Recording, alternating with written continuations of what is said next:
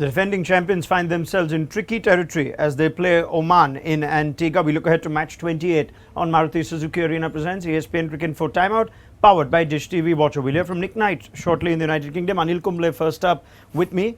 With the way the results have gone, not only do they need to win, they need to win big. Is it still a salvageable situation for England, Anil? Yeah, it is. I mean, they're a quality side. It's just that they find themselves under pressure because of the washout that they had against Scotland, and also the possibility of Australia playing Scotland in a not a must-win for Australia, so they're already through.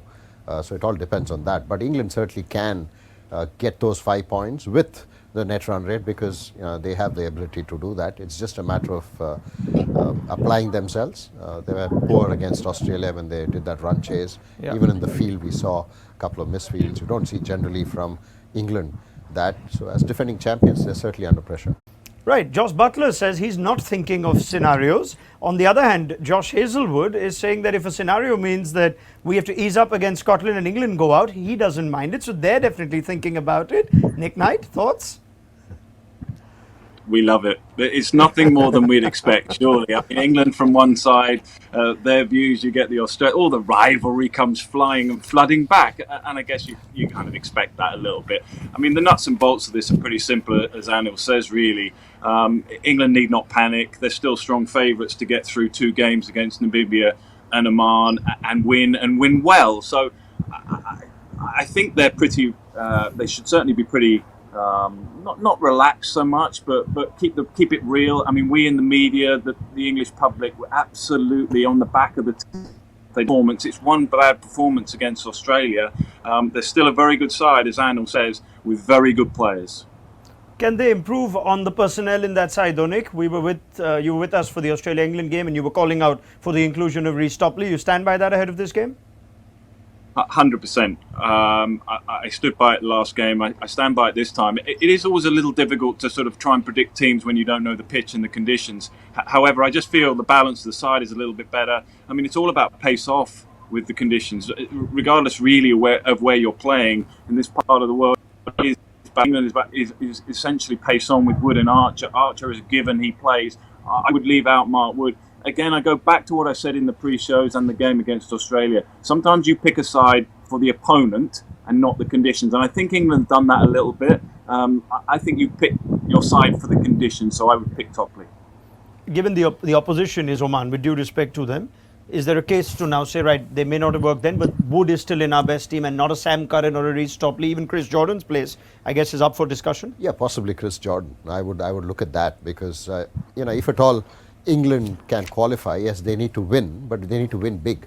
Ideally, you would like to win the toss and then bowl first and knock the Oman batsman in that first power play. So for that, you need a Topley who is really a new ball bowler, swings it. Mark Wood has the pace. So I would look at not the back end of the game, rather than look at the top end and see who's best suited to get you wickets and get through Oman. Even if they're defending a score, you still need to restrict them, keeping at least 50-60 runs, as a cushion. In Antigua, we have seen easy wins for the teams chasing so far in the 2 games. However, Oman's best chance would be if their bowling form continues. Even though they've not got the points, we have seen Aqib Ilyas's side trouble the opposition. They've picked up as many as 14 wickets so far in their 3 games. It's more than England have, as it turns out. While we're focusing on the bowling, Nick, we did see the hitting ability or the hitting form of some of England's middle order not up to the mark against Australia. Is that all an area of concern? Yeah, and I think a couple of us alluded to that before the actual innings. I think that was always going to be the question mark for England in that middle section with Zampa, pace off in the middle, slow pitch. That will always be the case, I think, a little bit. And the question is a little bit over Johnny Bairstow, looming over his head and his position with Ben Duckett, because then you've got a left-handed option, which adds a left-hander to that top 5, which is right-handed bias.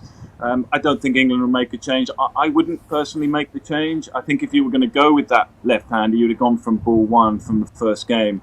I think England will stick with the same batting unit. The one thing I would say is, again, that point I made in the shows in the game against Australia, Moeen Ali needs to be more flexible. For me, when Phil Salt got out against Zampa, Moeen comes straight in. It means he bats at number 3. You use your left hand, right hand. It was a short boundary with the wind. I think England need to be a little sharper with their decision making. I think they've been a little bit off the pace with their decision making, both selection wise and adapting to conditions. All things considered, though, Nick, England still overwhelming favourites? Absolutely.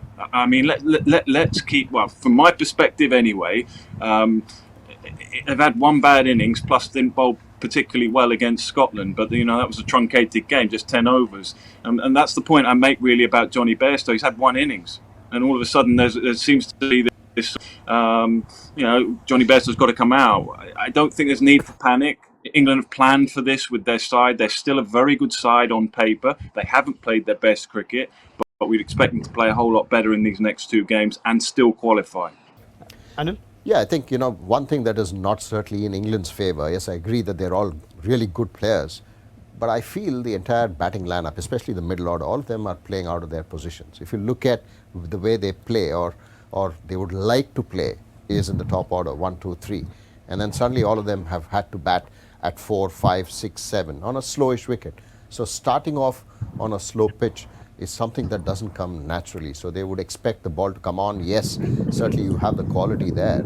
It's just that the adapting of their skills onto what they see on the day is something that they need to do, and they have the capability. It's just a matter of adapting to that.